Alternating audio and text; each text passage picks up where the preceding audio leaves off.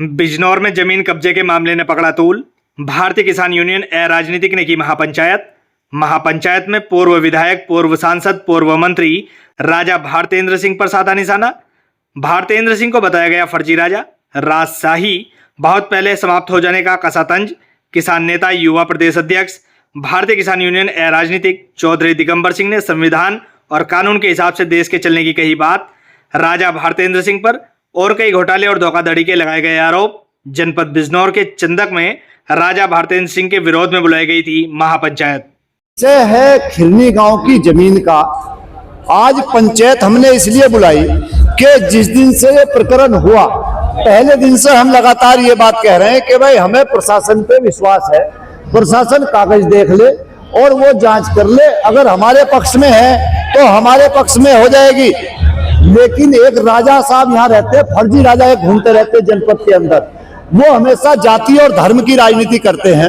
वो फर्जी राजा साहब ये भूल गए कि जब से इस देश के अंदर लोकतंत्र आया, तो लोकतंत्र जब से आया तो अंबेडकर साहब ने कानून में लिखा कि अब जा कोई रानी अपने पेट से राजा पैदा नहीं करेगी। तो एक राजा साहब आ गए, वो इस मुकालते में घूम रहे हैं इस जनपद के अंदर गंदगी फैलाते हुए कि कानून अभी भी हमारे किले के अंदर ही छपता है।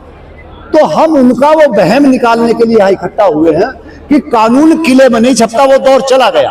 कानून जो कानून है, कानून अपना काम करेगा और जमीन जिसकी है, जिसके नाम है, जिसके पास तथ्य होंगे, जिसके पास पेपर होंगे, जमीन भी उसकी रहेगी और गन्ना भी उसका रहेगा। राजशाही के बहन में या सत्ता के नशे में पागल होकर के किसी की जमीन अगर छीनने का काम करोगे तो ये जनता आपकी लंगोटी पाड़ने का काम करेगी। इसलिए आज ये पंचायत बुलाई। अगर आप कितनी जमीन है टोटली? ये तो 12 बीघे जमीन का विषय है, लेकिन इससे अलग एक 48 बीघे जमीन, जिस जमीन पर वो अभी हमें पता चला, उस 48 बीघे जमीन की 1943 की वसीयत इन लोग ने दिखाई, और जबकि इस आदमी का जिसके नाम वसीयत है उसका जन्म ही 1966 में हुआ। और उसके खिलाफ ये आश्चर्यचकित करने वाली बात है, ये पेपर मेरे पास है, एसडीएम की जांच, तहसीलदार की जांच, एडीएम की जांच, दो बार सीओ की जांच, ये सारे पेपर झुटला करके उनको सच साबित करना चाहते हैं और उन भूमाफियाओं का सहयोग करने का काम करते हैं।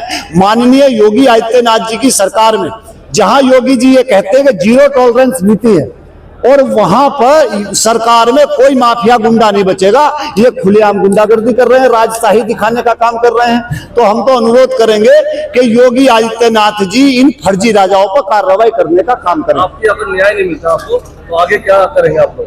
देखो, हम तो पब्लिक के आदमी, हमें ना कुर्सी चाही, ना हमें विधायक बनना, ना हमें मंत्री बनना, ना हमें सरकार में शामिल होना।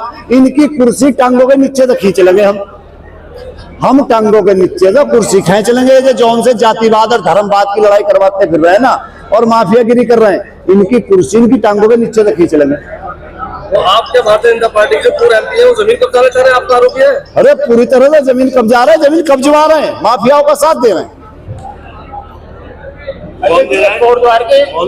अरे राजा साहब, एक राजा साहब घूमते रहते जनपद के अंदर, फर्जी राजा है, स्वयंभू राजा है।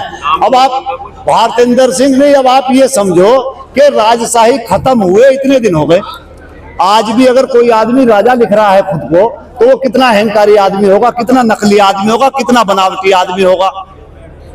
नकली लोग राजा खुद को लिख रहे हैं, और उन राजाओं, वे लोग राजा लिख रहे हैं जिन राजाओं को अपनी रानियों से फुर्सत नहीं है। तो वे जनता का क्या ध्यान करेंगे जिन राजाओं को रानियों से फुर्सत नहीं? देखिए, एक कोटद्वार के प्रिंटिंग प्रेस वाले हैं, उनका कहना है कि उन्होंने जब 2022 में चुनाव लड़ा था तो अपने यहाँ कैलेंडर छपवाएंगे, उसका 1 लाख रुपए में बकाया, वो नहीं दे रहा। वो वीडियो भी मैंने देखी है, मैं उस आदमी से मिला नहीं, लेकिन वीडियो मैंने देखी है। लेकिन मेरी जानकारी में इतना है कि राजा साहब ने अपने सगे भाइयों के साथ बेईमाना कर रखा है, जालपुर के उनके रिश्तेदार उनके साथ बेईमाना कर रखा है, राजा साहब ने तमाम लोगों के साथ बेईमाना कर रखा है। ये सब चुनाव लड़ने की तैयारी के लिए कर रहे हैं, एक मुद्दा बना रहे हैं। शायद किले की ईंटों सीमेंट वेमेंट के पैसे ना बचे हों, पुराने राजा सीमेंट के ईंट के पैसे वैसे खत्म हो गए हों, तो कुछ इसलिए करते फिर रहे हो, ऐसा भी हो सकता है। ठीक है, धन्यवाद।